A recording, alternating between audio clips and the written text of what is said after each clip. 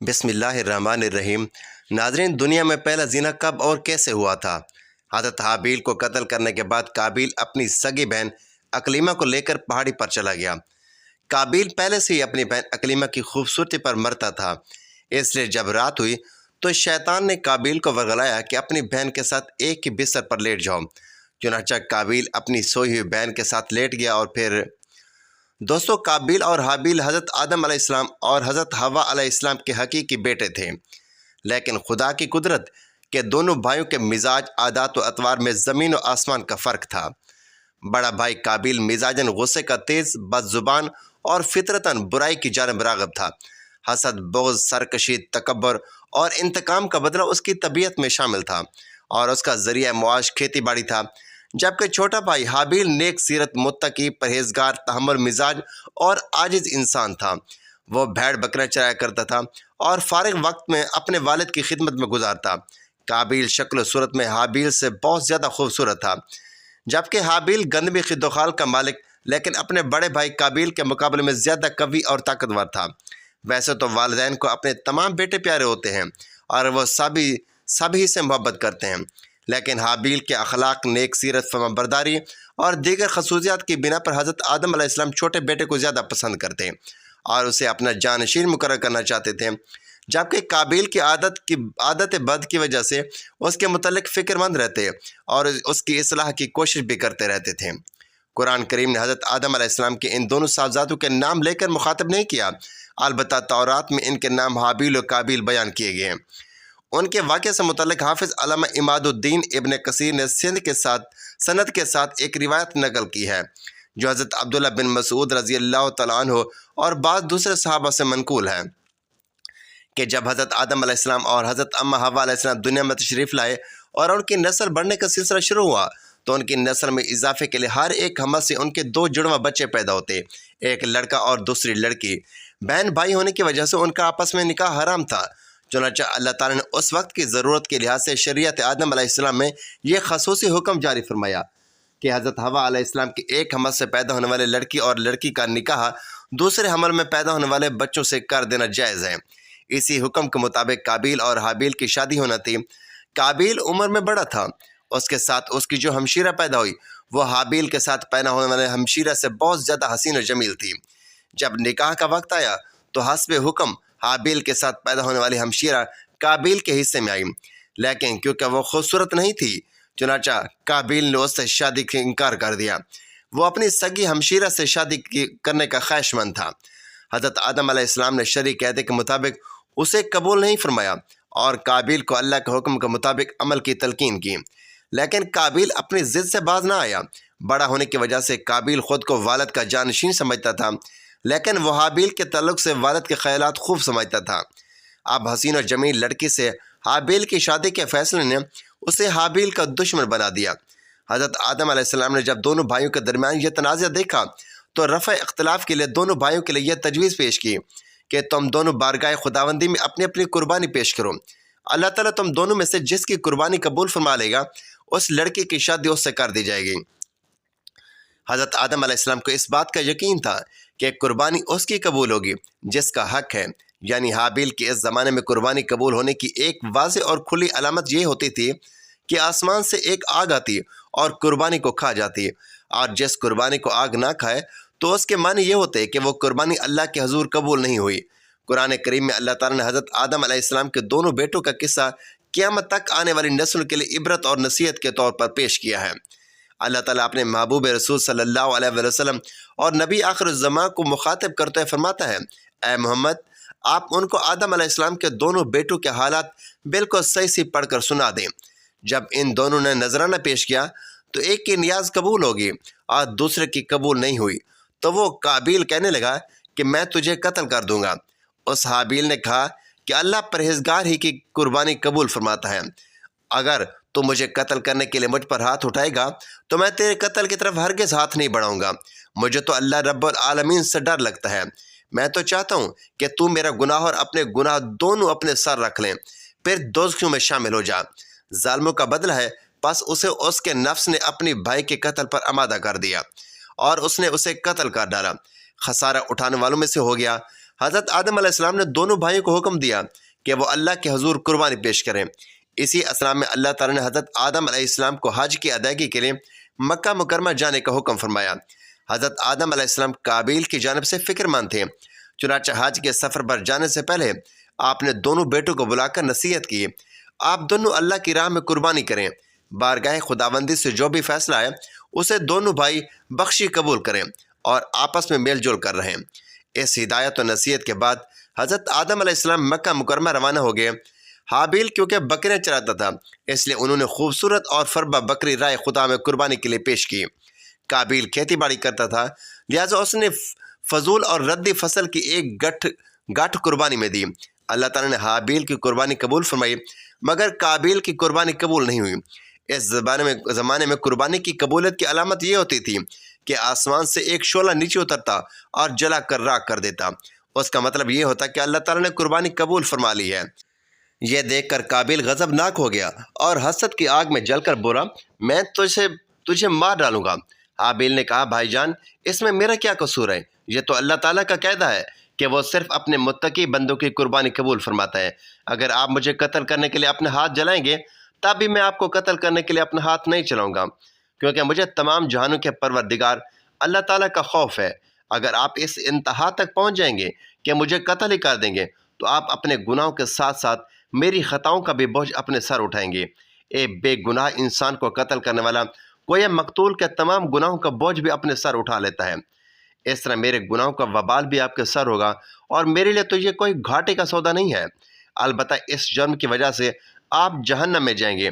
ایک طرف اللہ کا خوف، نیکی کا جذبہ، خون کا رشتہ، اور دوسری طرف شیطانی ترغیب، حسد کی آگ اور نفسانی خواہش کی اکتاہٹ، اور پھر بالآخر اس اندرونی کشمکش میں اس کا نفس جیت ہی گیا اور اس نے بھائی کو قتل کر ڈالا، جس سے وہ نقصان پانے والوں میں سے ہو گیا۔ قابیل نے حابیل کو کیسے قتل کیا؟ حضرت عبداللہ بن عمرہ فرماتے ہیں، خدا کی قسم مقتول حابیل قابیل سے زیادہ طاقتور تھا، لیکن اس کا ضمیر اس بات کی اجازت نہ دیتا اور اس کے دل میں اللہ کا خوف تھا اور اسے حیا اور شرم آتی رہی کہ اپنے بھائی کی طرف قتل کے لیے اپنا ہاتھ بڑھائے۔ علامہ ابن کثیر قتل کے حوالے سے مختلف اقوال تعریر فرماتے ہیں کہ شاید قابیل کے پاس لوہے کی راڈ ہو جس سے حابیل کو مارا اور قتل کر دیا۔ ایک اور قول یہ بھی ہے کہ قابیل نے پتھر کا ٹکڑا حابیل کے سر پر مار کر اسے ہلاک کیا، جبکہ اس وقت حابیل سو رہا تھا تو قابیل نے بھائی کا سر کچل ڈالا۔ ایک قول یہ بھی ہے کہ قابیل نے حابیل کا گلا گھونٹ دیا اور اس طرح اس سے کاٹا جیسے درندے کاٹتے ہیں، جس سے وہ جاں بحق ہو گیا۔ واللہ عالم۔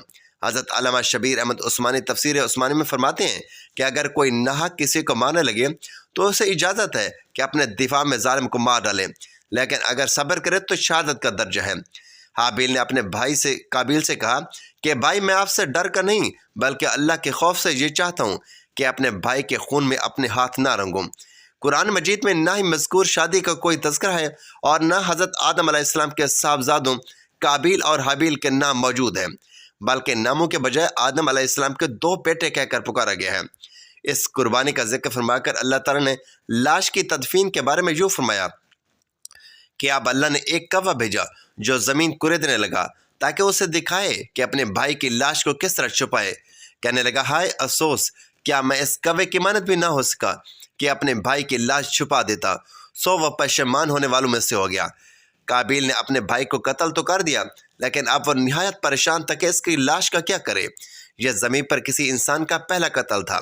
بعض مفسرین نے لکھا ہے کہ جب قابیل اپنے بھائی کو قتل کر چکا تو اس کی لاش 1 سال تک اپنی پشت پر لاد کر پھرتا رہا۔ اہل کتاب سے منقول ہے کہ دمشق کے شمال میں ایک پہاڑ جبل قاسیون میں وہ غار موجود ہے جس میں قابیل نے پتھر مار کر حابیل کو قتل کیا تھا۔ یہ غار آج بھی خونی غار کے نام سے پکارا جاتا ہے۔ اس بات کی اصلیت کا علم اللہ تعالیٰ ہی کو ہے۔ بعض مفسرین نے لکھا ہے کہ اللہ تعالیٰ نے 2 کووں کو بھیجا تھا۔ اسماعیل بن عبد الرحمن بن ابی کریمہ مفسر قرآن ہے اور صدی کے نام سے شہرت رکھتے ہیں۔ وہ اپنی سند کے ساتھ روایت کرتے ہیں کہ وہ کوے دونوں بھائی تھے، پھر دونوں لڑنے لگے حتیٰ کہ ایک نے دوسرے کو ہلاک کر دیا۔ پھر وہ قتل کے بعد زمین کی طرف جھکا اور اسے کھودنے لگا، پھر گڑھے میں کوے کو ڈالا اور اسے دفن کر دیا۔ جب قابیل نے یہ سب دیکھا تو پکار اٹھا، ہے افسوس کہ میں اس کوے کی طرح ہونے سے بھی عاجز ہو گیا کہ اپنے بھائی کی لاش چھپا لوں۔ پھر قابیل نے کوے کی پیروی کرتے ہوئے بھائی کو دفن کر کے چھپا دیا۔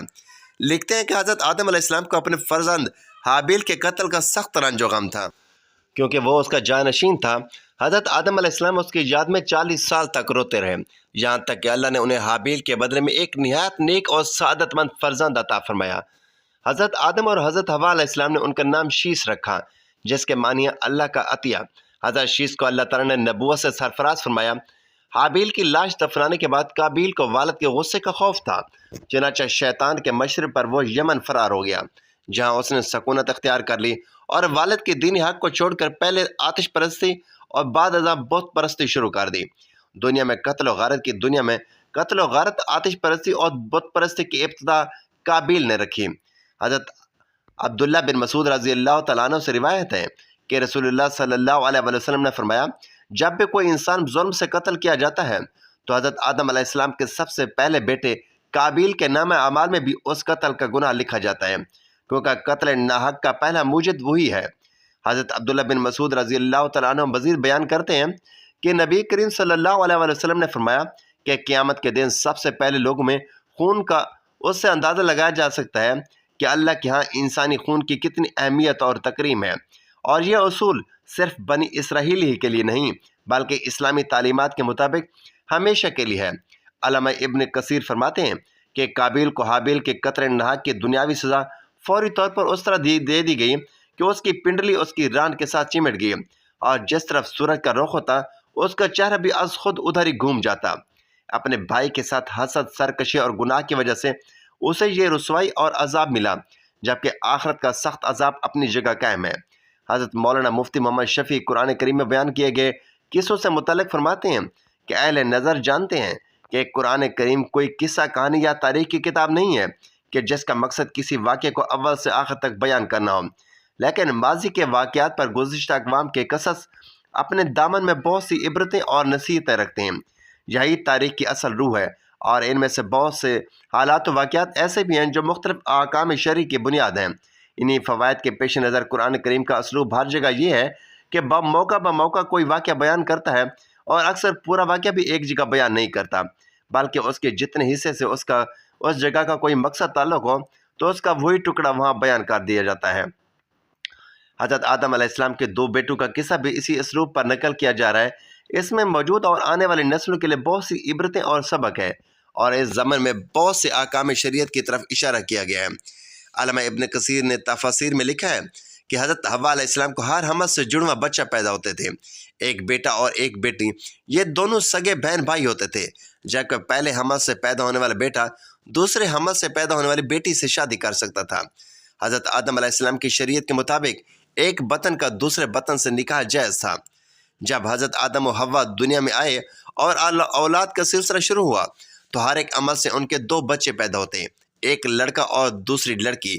اس وقت جب کہ حضرت آدم علیہ السلام کی اولاد میں سوائے بہن بھائیوں کے کوئی اور نہ تھا، اور بہن بھائی کا آپس میں نکاح نہیں ہو سکتا، تو اللہ تعالیٰ نے اس وقت کی ضرورت کے لحاظ سے شریعت آدم علیہ السلام میں یہ خصوصی حکم جاری فرمایا تھا کہ ایک عمل سے جو لڑکا اور لڑکی پیدا ہو وہ آپس میں حقیقی بہن بھائی سمجھے جائیں گے، اور ان کے درمیان نکاح حرام ہوگا۔ لیکن دوسرے حمل سے پیدا ہونے والے لڑکے کے لیے پہلے سے پیدا ہونے والی لڑکی حقیقی بہن بھائی کے حکم میں نہیں ہوگی، بلکہ ان کے درمیان رشتہ جائز ہوگا۔ حضرت آدم علیہ السلام کی شریعت میں یہ جائز تھا، اس کے علاوہ اور کوئی شکل نہ تھی۔ اس کو اللہ تعالیٰ نے اس وقت جائز فرمایا تھا کیونکہ بعد میں اس کی ضرورت نہ رہی، اس لیے پھر حضرت آدم علیہ السلام کے بعد آنے والی ہر شریعت میں اس کو منع کر دیا گیا کہ کوئی بہن بھائی آپس میں شادی نہیں کر سکتا۔ قابیل کے ساتھ جو لڑکی پیدا ہوئی وہ بے انتہا خوبصورت تھی، جبکہ حابیل کے ساتھ جو لڑکی پیدا ہوئی وہ اتنی خوبصورت نہ تھی۔ حضرت آدم علیہ السلام کی شریعت کے مطابق جب یہ جوان ہوئے تو قابیل کی شادی حابیل کی بہن سے ہونی تھی، اور حضرت حابیل کی شادی قابیل کی بہن سے ہونی تھی، لیکن قابیل اپنی ہی بہن کو پسند کرنے لگا اور وہ اسی سے شادی کرنا چاہتا تھا، جبکہ شریعت آدم نے اس کی ممانعت کی تھی کہ ایک ہی حمل سے پیدا ہونے والے بچوں کی شادی آپس میں نہیں ہو سکتی۔ لہذا جب یہ صورتحال زیادہ بگڑ گئی تو حضرت آدم علیہ السلام نے ان دونوں کو اللہ کی راہ میں قربانی پیش کرنے کو کہا، اور بتایا کہ جس کی قربانی کو آسمان سے آگ آ کر کھا جائے تو سمجھنا کہ اس کی قربانی قبول ہوگی۔ قابیل کھیتی باڑی کا کام کرتا تھا، حضرت حابیل علیہ السلام بکرے چرایا کرتے تھے۔ حضرت حابیل علیہ السلام نے اللہ تعالیٰ کے سامنے ایک بکری کا بچہ پیش کیا اور قابیل نے بھی اللہ تعالیٰ کے بارگاہ میں اپنی فصل میں سے ایک گانٹھ رکھ دی۔ چنانچہ حضرت حابیل کی قربانی اللہ تعالیٰ نے قبول فرمائی۔ اللہ تعالیٰ نے حضرت آدم علیہ السلام کو ایک لڑکا عطا فرمایا جس کا نام حضرت شیس علیہ السلام تھا۔ حضرت شیس علیہ السلام جوان ہوئے تو حضرت آدم علیہ السلام نے اپنا جانشین حضرت شیس علیہ السلام کو مقرر کر دیا۔ ان کو حکم دیتے ہوئے کہا کہ اپنے بھائی قابیل سے ہمیشہ دور رہنا۔ جب حضرت آدم علیہ السلام کا وصال ہوا تو اللہ تعالیٰ کی طرف سے بھی انہوں نے حضرت شیس علیہ السلام کو اپنے باپ کو دفن کرنے کا طریقہ بتایا۔ اس کے بعد حضرت حوا کا بھی وصال ہو گیا۔ اس کے بعد زنا کی شروعات ہوئی۔ اس کے بعد ایک وادی میں قابیل اور اس کی اولاد رہنے لگی۔ شیطان ایک آدمی کی شکل میں ان کے پاس آتا۔ شیطان نے ان دونوں کو عیش و عشرت میں لگا دیا۔ شیطان نے ان کو ایسے ایسے کپڑے اور گانے بجانے کے طریقے بتائے کہ وہ مستی میں مست ہو گئے۔ پھر انہوں نے ایک دن میلے کے لیے مقرر کیا جس میں برہنہ عورتیں مرد اکٹھے شرکت کرتے۔ اس میلے پر طرح طرح کے گانے اور موسیقی کی آوازیں آتی تھیں۔ اس طرح جو شخص مومن تھا ان کو بھی یہ آوازیں سنائی دیتی تھیں۔ ایک دن ایک مومن کے دل میں خیال آیا کہ میں یہ سب کچھ قریب سے دیکھنا چاہتا ہوں۔ ایک دن وہ مومن اپنے ساتھیوں سے چوری وہاں سے نکلا اور قابیل کے لوگوں کے پاس گیا۔ اس نے دیکھا کہ قابیل کی اولاد بے حیائی اور فضول کاموں میں لگی ہوئی تھی۔ اس شخص نے وہاں جا کر دیکھا تو وہ عورتیں بہت ہی خوبصورت اور حسین تھیں۔ اس حوالے سے روایت میں آتا ہے کہ حضرت شیس اور ان کے ساتھی بہت ہی حسین و جمیل نوجوان تھے۔ ان کی نسبت ان کی عورتیں زیادہ پیاری نہ تھیں۔ قابیل کی اولاد میں لڑکیاں تو بہت ہی پیاری تھیں لیکن ان کی نسبت مرد زیادہ خوبصورت حسین و جمیل نہ تھے۔ وہ شخص قابیل کی اولاد اور عورتوں سے بہت ہی متاثر ہوا۔ اس کے بعد وہ واپس آ گیا۔ اس نے مومنین کو بھی ان کی عورتوں کے بارے میں بتایا۔ ان میں سے جو کمزور ایمان والے تھے وہ قابیل کی اولاد کی طرف ہجرت کرنے لگے۔